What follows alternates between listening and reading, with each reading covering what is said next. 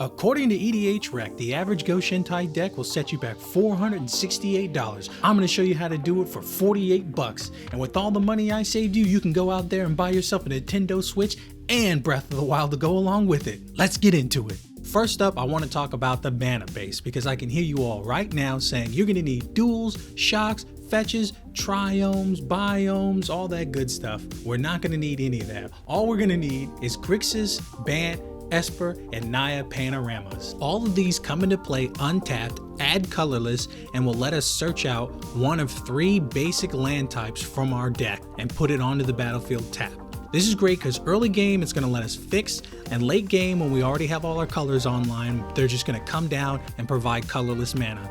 Up next, we got the Odyssey filter lands. These are the same idea as the panoramas. They come into play untapped, and if we have a panorama and one of these filter lands on board, we can use the panorama to pay for the filter lands effect. And we have enough untapped colorless lands. We should always have one colorless or any other mana lying around to pay into these filter land effects. And of course, we've got Command Tower, Ash Barrens, and Aether Hub. Command Tower is going to tap for whatever we need, Ash Barrens is basically another panorama, and Aether Hub will let us tap for any 1 mana at least once, but then after we use the energy from it, it's going to tap to add colorless, and it comes into play untapped, which we're going to be wanting a lot of untapped mana in this deck, because it's not going to be as fast as things with fetches and shocks and duels, but we're going to be able to keep up just fine. Once we got our colors sorted out, we're going to want to ramp to get our commander down quick, using cards like Trace of Abundance, Fertile Ground, and Sanctum of Fruitful Harvest. Trace of Abundance and Fertile Ground are going to enchant a land, so whenever it's tapped for mana, we're going to add an additional 1 mana of our choice. And Sanctum of Fruitful Harvest is going to add 1 mana equal to the amount of shrines we control at the beginning of our pre-combat main phase.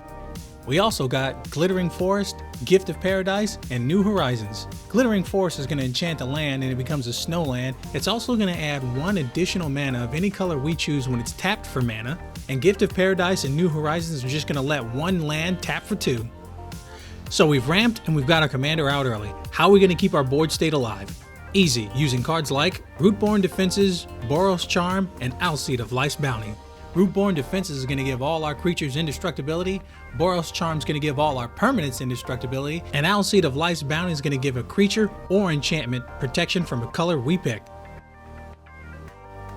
Now, we can't just sit there and let our opponents do whatever they want all day long, but lucky for us, in this deck, even our shrines are going to interact with our opponents. Shrines like Sanctum of Shattered Heights, Go-shintai of Hidden Cruelty, and Go-shintai of Ancient Wars. Sanctum of Shattered Heights is going to let us deal X damage to target creature or planeswalker. Ancient Wars is going to let us deal X damage to target player, and Hidden Cruelty is going to let us destroy a creature with toughness X or less, and X is always going to be equal to the amount of shrines we control for all 3 of these cards. And if our opponents really start wiling out, we can use cards like Dusk Till Dawn, Citywide Bust, and Austere Command to reset the board. Dusk Till Dawn and Citywide Bust are often going to act like one-sided board wipes because our shrines are usually pretty weak and they're not going to get wrapped up in this board wipe, and Austere Command is just going to let us do whatever the hell we want. Now let's take a second to talk about card draw. We're basically enchant tribal, so we're going to be running all the enchantresses we can. That includes Enchantress's Presence, Mesa Enchantress, and Verdant Enchantress, all of which are going to trigger when we either cast or an enchantment ETBs. We've also got cards like Hoden of Seeing Winds, Sanctum of Calm Waters, and Sanctum of All. Hoden of Seeing Winds is going to draw us cards for each shrine we control on our upkeep.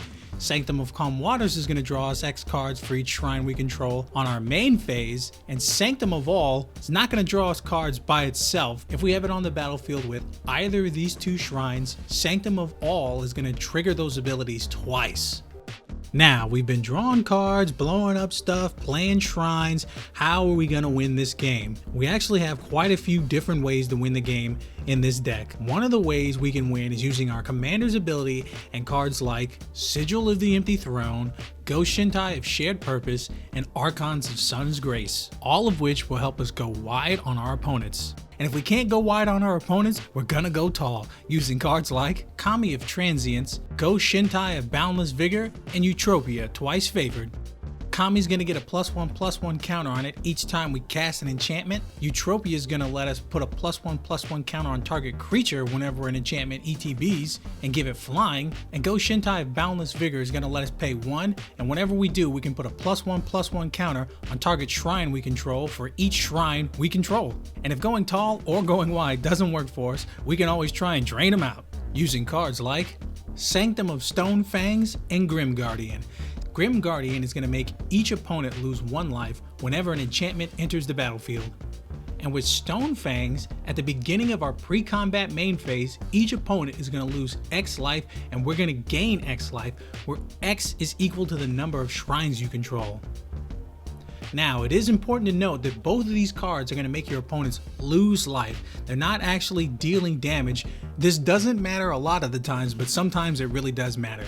And that's it, everybody. With that nearly $500, you built this deck, you saved some money, you won and got your Nintendo Switch, even played Breath of the Wild, and you should have about $32 left over. And with that $30, you can build yourself the ultimate budget commander deck, and I'm going to show you just how to do it in this video right here. And I'll catch you guys in the next one. Thanks for watching.